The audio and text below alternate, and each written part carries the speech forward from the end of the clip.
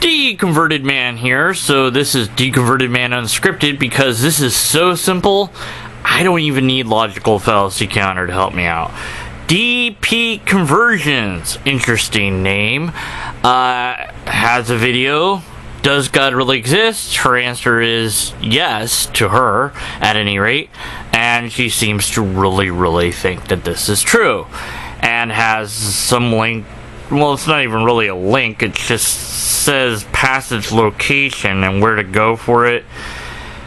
Some book, don't know what that book is, don't really care, because I would need to see that the book is an authoritative source in the first place to care what it says. That being said, she certainly does believe in God, and you can hear that in her voice, and she is very sincere in that belief. And it's nice that she has this warm, fuzzy feeling about God, and, you know, she feels like she experiences God perhaps even daily. That's really nice and fluffy and wonderful and great for her. Doesn't help the rest of the world. And she makes a number of claims that, if true, would be demonstrably demonstratable, but I'm going to show how those claims are utterly fallacious. One of the claims she makes is, of course, a logical fallacy. She says that a true scientist would recognize the design or the intelligence behind everything that they're exploring. Of course, this is the no true Scotsman fallacy, where if she's probably not familiar with logic, so I'll explain it to her. So, a true Scotsman is somebody that isn't brave. Andy isn't brave, therefore he's not a true Scotsman. See, everyone that isn't brave is a real Scotsman. I'm implying that all Scotsmen are cowards. Normally the argument is in reverse, that Scotsmen are brave, and Andy, who was born and raised in Scotland, isn't brave, so Andy isn't a true Scotsman. But I like doing it the other way around, just because you can do it that way and it still works. So basically, if you're a scientist and you don't believe in God, you're not really a scientist. No, here's the thing. Science isn't about assuming that we know something to be true.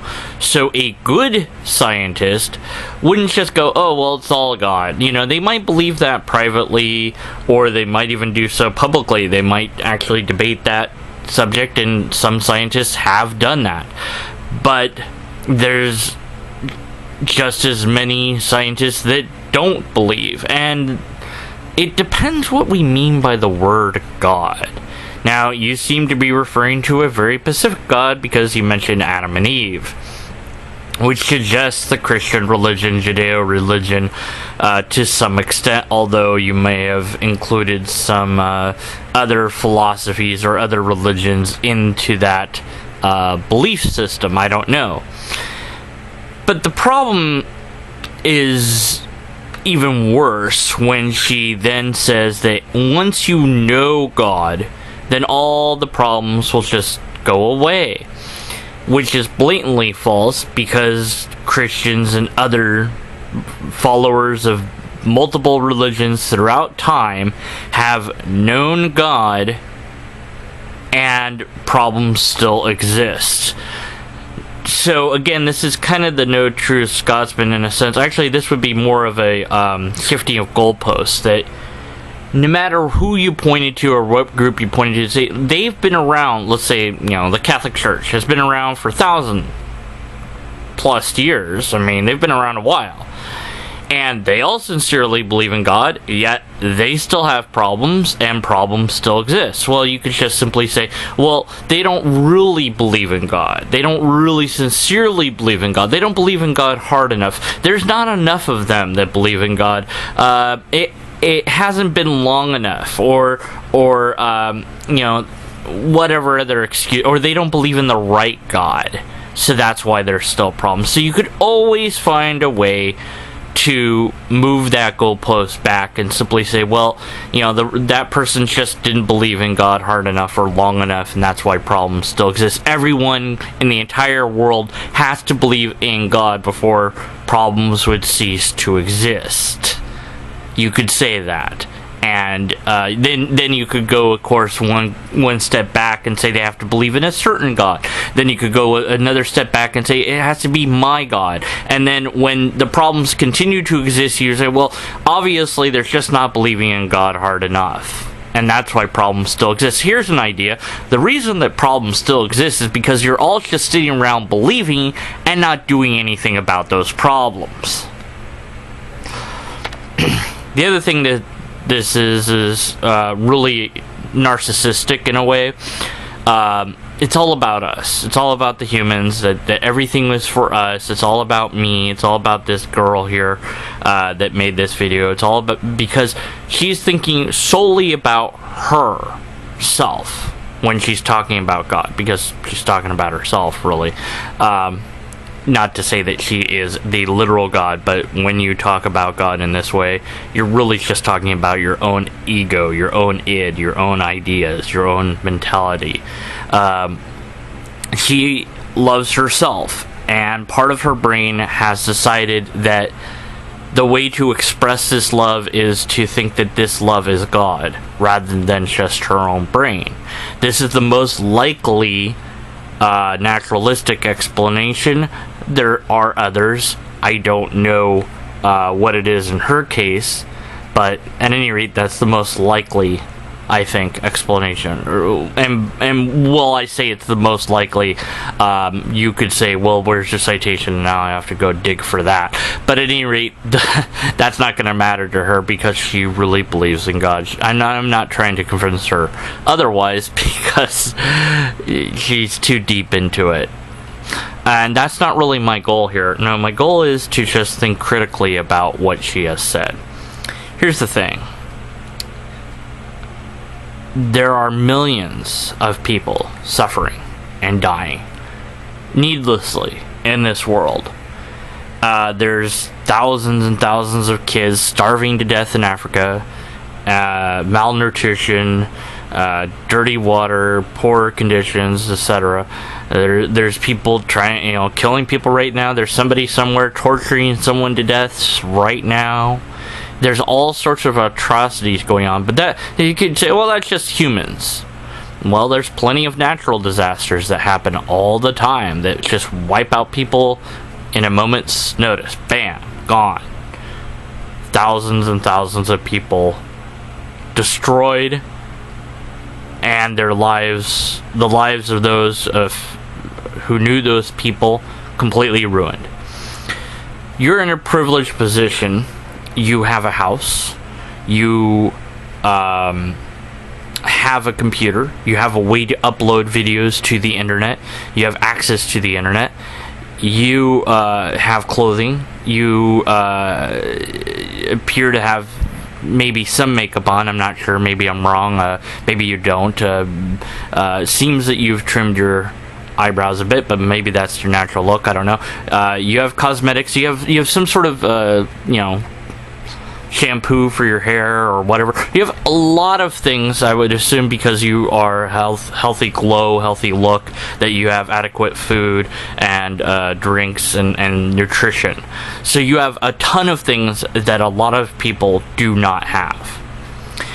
And missionary after missionary after missionary has gone into Africa to convince these people that God exists. Different gods depending on which missionary it is, but nonetheless, their problems aren't going away.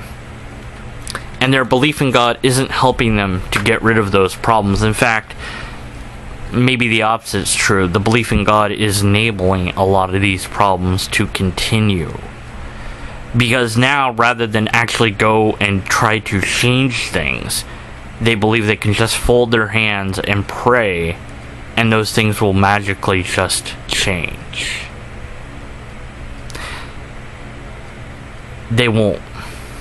The only way that things will change is if humans do something to help other humans. You can believe as hard as you want, as long as you want, and you can be as sincere as you want about that belief. And even if there is a God, it's not going to do anything different than nature itself will do. Maybe you think that that's not true. Maybe you think that you've had special things happen to you, or this special little feeling that you feel, but lots of people can't experience that. And lots of people are not ever going to, because their lives are snuffed out too quickly to experience that. So in your privileged position that you and I share and take for granted most of the time, it's easy to overlook and not think about the people that do not have what we have, do not have shelter and food and water to bathe in, and nutrition and so on and so forth, and electricity, and access to the internet and so on. It's easy to forget how bad the world really is, and it's easy to think that if I just believe X is true, whatever X is, that everything's just going to be okay, because that makes it that I don't have to do anything. I don't have to worry about those people in Africa. I don't have to worry about North Korea. I don't have to worry about China. I don't have to worry about Japan. I don't have to worry about any other country or any other person other than myself. Because all I have to worry about is that I believe, and all my problems are just now gone. Somehow. Magically gone. So I don't have to do a thing. Maybe you're like, well, but I do things. I do good things because I believe in God. Well, I do good things regardless of belief. I do them because if I don't, they don't get done. Plenty of people don't believe in God and still do good things. If there's a deity of any sort, it doesn't seem to be that concerned with how many people suffer and die without ever getting to know this God. As far as a family goes, to start a family with the idea that every single person that I bring into this world is going to love me is pretty narcissistic. And that's what your God is. A giant narcissist. To create everything just so that that stuff can love you back. See, I've had 2 kids, and I'm realistic enough to know that they can not love me. And that's their choice. My goal as a parent is to get them to be the best adult that I can get them to be. And if that means they stop loving me or even hate me, so be it. Because that means that they've made a choice that's adult in nature. And I shouldn't expect or require or demand their love and then punish them when they don't give me that love. And then reward them when they do give me that love. That's just sick and twisted and wrong. That's not being a good parent. But that's exactly the type of deity you're talking about in your video.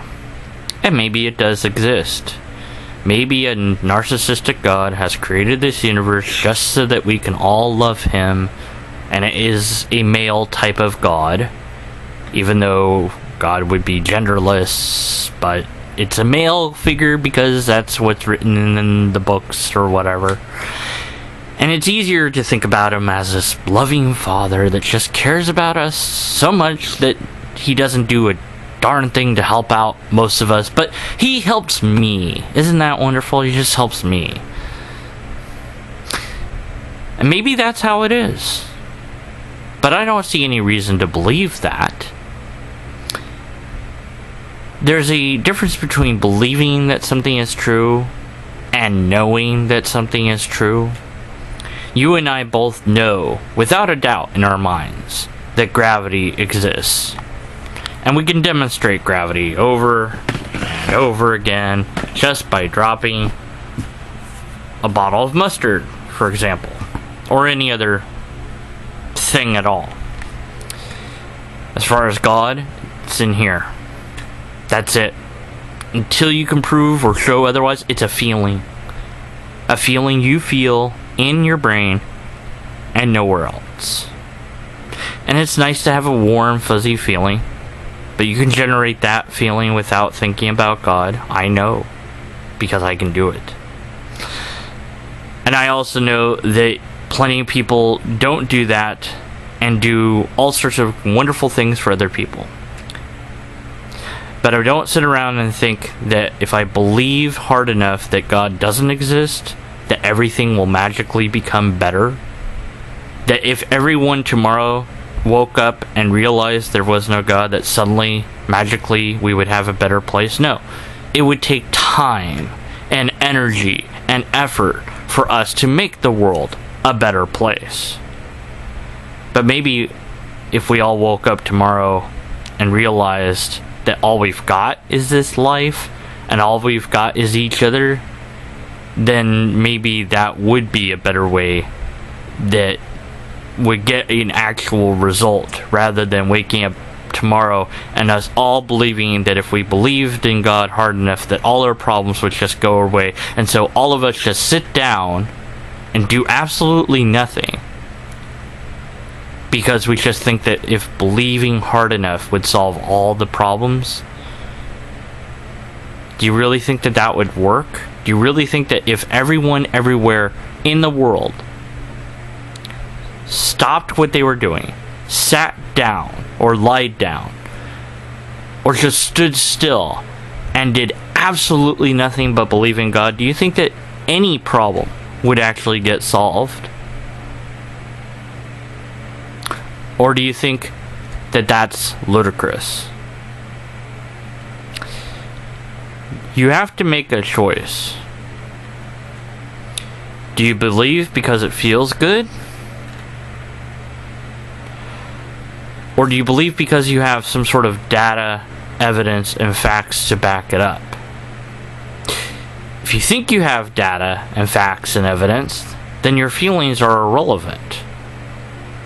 And you should be willing to question what you hold most dear. And if you're unwilling to do that, there's no conversation. You said, join the conversation. This is Deconverted Man joining the conversation. I expect a video response. I expect you to disappoint me. Until next time, remember, unless and until we have a logically coherent argument, we must continue to be skeptical of the conclusions.